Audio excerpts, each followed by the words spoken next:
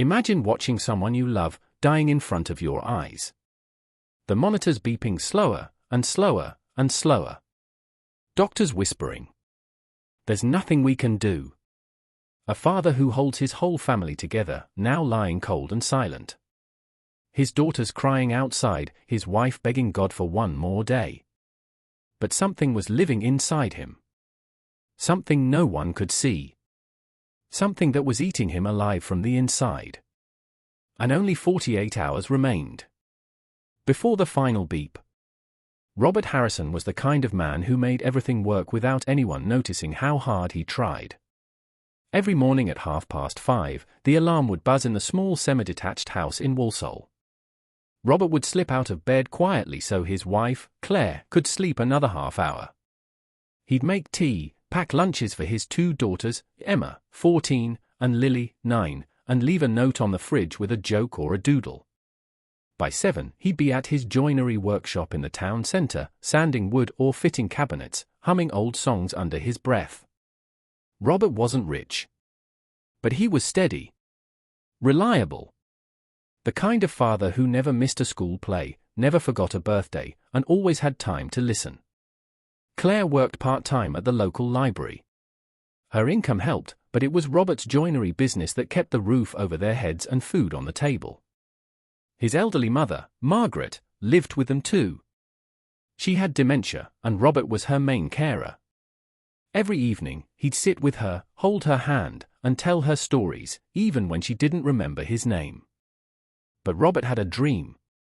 For 15 years, he'd been saving. Slowly. Carefully. He wanted to open a community workshop, a place where young people could learn woodwork for free. He'd already found the building. The landlord had agreed. The keys were meant to be handed over in just 3 weeks. Emma had laughed when he told her. "Dad, you're going to be the coolest person in Walsall." Lily had hugged him tight. "You're already the coolest, Daddy." Claire had kissed his cheek. "I'm so proud of you, love." Everything felt right. Everything felt complete. It started on a Tuesday. Robert came home from work looking pale. "Just tired," he'd said, brushing it off. But at dinner, his hand trembled so badly he dropped his fork. Claire noticed. So did Emma. "Dad, you all right?" Yeah. Long day, that's all." By Thursday, he couldn't get out of bed. His head throbbed. His muscles ached.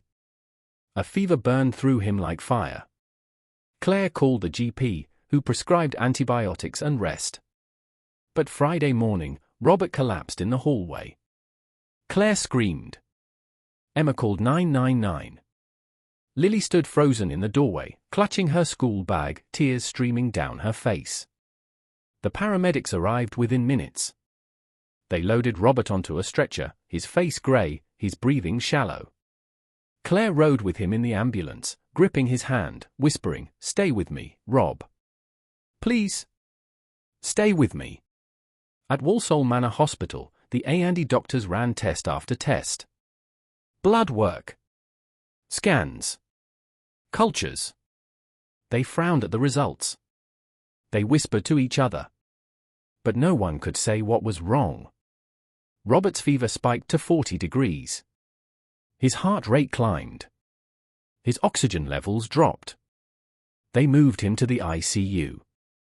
Back home, everything fell apart. Emma stopped going to school. She sat by the window, staring at nothing, her phone clutched in her hand, waiting for updates. Lily cried herself to sleep every night, asking over and over, "When's Daddy coming home?" Claire barely ate. She lived at the hospital, sleeping in a chair beside Robert's bed, watching the monitors beep and flash. Margaret, confused and frightened, kept asking where Robert was. No one had the heart to explain. The joinery workshop sat silent. Orders piled up. Customers called, then stopped calling.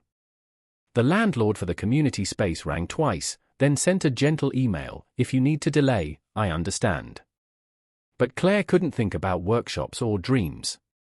She could only think about the man lying motionless in that ICU bed, the man who held their entire world together. 1 week passed. The doctors still had no answers. Robert's condition worsened. And on the monitor above his bed, his heart rate stuttered. The countdown had begun. Dr. Patel was the first specialist they called. He was a senior consultant with 20 years of experience in infectious diseases. He examined Robert thoroughly, reviewed every test, and stood at the foot of the bed with his arms crossed, frowning deeply. "It presents like sepsis," he muttered. "But the source? I can't pinpoint it." He tried broad-spectrum antibiotics. No improvement. He tried antivirals. Nothing. After 4 days, Dr. Patel shook his head and told Claire, "I'm sorry. I think we need a second opinion." Dr. Singh came next, a neurologist from Birmingham. She suspected encephalitis, inflammation of the brain. She ordered an MRI and a lumbar puncture. The tests were painful. Robert groaned, barely conscious, as they inserted the needle into his spine. But the results came back inconclusive. "There's slight inflammation," Dr. Singh admitted. "But it doesn't match any viral or bacterial pattern I recognize." I don't know what this is." Claire's voice cracked. "So what do we do?" Dr. Singh looked away. "We keep him comfortable." Comfortable. That word hung in the air like a death sentence. By the 3rd week, 6 different specialists had seen Robert. Infectious disease experts. Immunologists. A toxicologist. A hematologist. Every single one of them walked away baffled. The nurses whispered when they thought no one could hear. "Poor man. No one knows what's killing him." Robert's body was shutting down. His liver enzymes were rising. His kidneys were struggling. His lungs needed machine support. The ICU monitor beeped steadily, counting down the hours he had left. Claire sat beside him, her face hollow, her hands shaking. She hadn't showered in days. She hadn't slept properly in weeks. Emma arrived after school one evening and found her mum sobbing into her hands. "Mum." Claire looked up, her eyes red and swollen. They said we should think about saying goodbye." Emma's breath caught. No, Mum, they're wrong. They have to be wrong." But even Emma's voice trembled with doubt. In the corner of the ICU, almost invisible among the chaos, stood Dr. Asha Malik. She was only 26. She'd qualified just 8 months ago and was doing her foundation training at Walsall Manor. Technically, she wasn't supposed to be involved in Robert's case, she was too junior, too inexperienced. But she'd been watching. Every day, she saw Claire sitting beside that bed. She saw the photos taped to the wall, Robert smiling with his daughters, Robert holding baby Lily, Robert standing proudly outside his joinery workshop. She saw the drawings Lily had made, taped above the monitors. Crane hearts. Stick figure families. The words "come home, Daddy" written in wobbly letters. And something broke inside her. Asha wasn't like the senior doctors. She didn't have their confidence, their years of experience, their impressive titles. She second-guessed herself constantly. She still got nervous drawing blood. She still Googled things during her breaks. But she had something else. She had time. She had curiosity. And she had a heart that refused to let this man become just another statistic. One evening, after her shift, Asha stayed behind.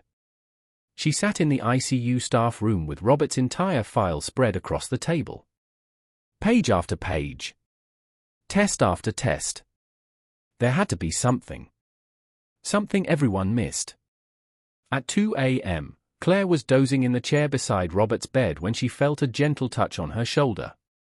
She jolted awake. A young woman in scrubs stood there, small, slim, with dark hair pulled into a messy bun and tired eyes behind wire-rimmed glasses. "Mrs. Harrison?" Asha's voice was soft. "I'm Dr. Malik." "I?" I've been reviewing your husband's case. Claire blinked. Another doctor? Not exactly. I'm still in training. But? Asher hesitated. I'd like your permission to try something. Claire's heart clenched. The others said there's nothing left to try. I know. But I think they might have missed something. Something small. Claire looked at her husband, pale, thin, barely breathing. What did they have to lose? Please, Claire whispered. Please try. Asher nodded. She didn't tell Claire that she had no idea if she was right. She didn't say that she'd never treated anything like this before. She just said, I'll do everything I can. And she meant it. Asher started where everyone else had stopped, the test results. She sat in the empty office at 3 a.m., the glow of the computer screen lighting her tired face. Page after page. Blood cultures. Imaging. Biopsies. Everything had been checked. Everything had been analyzed. But something nagged at her. One number. A single reading from Robert's very first blood test, taken the day he was admitted. His eosinophil count, a type of white blood cell, had been elevated. Not dangerously high. Just unusual. Every doctor since had focused on his fever, his failing organs, his mysterious inflammation. No one had gone back to that first test. Eosinophils usually spiked during allergic reactions or parasitic infections. But Robert had no known allergies. And parasites? In Walsall? It seemed absurd. Still. Asher pulled up his patient history again. She read every note. Every comment. Then she found it. Buried in the GP's notes from 6 weeks earlier, patient mentions occasional stomach upset after camping trip to Wales. Prescribed antacids. Camping trip. Wales. Asher's heart began to race. She grabbed her phone and searched Parasitic Infections UK Wild Water. The results loaded. And there it was. Toxocariasis. Rare parasitic infection. Contracted from contaminated soil or water. Can remain dormant for weeks before causing severe systemic illness. Often misdiagnosed. Symptoms: fever, organ inflammation, elevated eosinophils. Asher's hands shook. This could be it. At 6 a.m., Asher requested an antibody test for Toxocara. The lab technician raised an eyebrow. That's really rare, but agreed. The results came back that evening. Positive. Robert had a parasitic infection that had spread through his bloodstream, triggering a catastrophic immune response. His body had been fighting an invisible invader for weeks, and it was losing. Asher's heart pounded. She had the answer. But there was a problem. Robert's organs were failing. He'd been misdiagnosed for too long. Even with the right treatment, his body might not survive. She had a window. Maybe 48 hours. She had to act now. Asher prescribed high-dose antiparasitic medication and corticosteroids to calm the immune response. She adjusted his supportive care, recalibrated his for fluids, and monitored him every 2 hours. For the first 24 hours, nothing changed. Robert's oxygen levels stayed low. His heart rate remained erratic. The monitors beeped their steady, haunting rhythm. Claire sat frozen, watching. Hoping. Then, at hour 30, Robert's blood pressure dropped. Alarm screamed. Nurses rushed in. Asher's heart stopped. He's crashing. They worked frantically, fluids, medications, adjustments. Asher's hands moved on instinct, but inside, she was screaming. I was wrong. I killed him. I was wrong. For 10 minutes, Robert teetered on the edge. Then, slowly, his pressure stabilized. But he wasn't improving. He was just still dying. That night, Asher sat in the stairwell and cried. She'd been so sure. So certain she'd found the answer. But it wasn't enough. She pressed her palms against her eyes, her whole body shaking. "I'm sorry," she whispered to no one. "I'm so sorry." She thought about Claire. About Emma and Lily. About the community workshop that would never open. She thought about quitting. About walking away. About admitting she wasn't good enough. Then her phone buzzed. A message from the lab. Dr. Malik checked Robert Harrison's medication levels. Antiparasitic dose may be subtherapeutic given his weight and severity. Consider dose adjustment? Asher's breath caught. The dose. She'd followed the standard protocol. But Robert wasn't a standard case. He'd been sick for weeks. The infection had spread. The standard dose wasn't strong enough. She wiped her eyes. She stood. And she ran back to the ICU. Asher found the senior ICU doctor, Dr. Okonkwo, at the nurse's station. "I need to increase Robert Harrison's antiparasitic dose," she said, breathless. Dr. Okonkwo frowned. "You're the junior who diagnosed the Toxocara." "Yes. The dose you prescribed is already at the upper limit." "I know. But it's not enough. His infection is too advanced. If we don't hit it harder, he won't survive." Dr. Okonkwo studied her. "A higher dose could damage his liver." "It's already failing." "His liver's failing because of the parasites. If we don't kill them, he's dead anyway." Silence. Then Dr. Okonkwo nodded slowly. "All right. But this is on both of us. If it goes wrong." "I know." They increased the dose immediately. Asher stayed by Robert's bedside, watching the monitors like a hawk. Claire sat across from her, pale and hollow-eyed. "Is this going to work?" Claire whispered. Asher wanted to say yes. She wanted to promise. But she'd learned that medicine didn't deal in promises. "I hope so," she said quietly. "I really, really hope so." Hour 1, no change. Hour 2, heart rate still erratic. Hour 3, oxygen levels holding, but barely. Hour 4, liver enzymes climbing. Asher's stomach twisted. Too much. The dose is too much. Hour 5, Robert's temperature spiked. The nurses exchanged worried glances. Hour 6. The monitors beeped. But differently. Asher's head snapped up. Robert's oxygen saturation ticked upward. 88%. 89%. 90%. His heart rate steadied. His blood pressure rising. Asher's breath caught. "Come on," she whispered. "Come on, Robert. Fight." By morning, Robert's fever had dropped 0.5 degrees. By midday, his oxygen levels were stable without machine support. By evening, his eyes fluttered open. Claire gasped. "Rob? Rob, love, can you hear me?" Robert's lips moved. His voice was a dry rasp. "Claire!" She burst into tears, grabbing his hand, pressing it to her face. "You're here. Oh God, you're here." Emma and Lily were called. They ran into the ICU, and Lily threw herself at the bed, sobbing. "Daddy! Daddy!" Robert smiled, weak, exhausted, but real. "Hey, Lils," he whispered. "Miss me?" Over the next 5 days, Robert improved steadily. The parasites were dying. His organs began to recover. Color returned to his face. He started eating. Talking. Laughing. The ICU staff called it a miracle.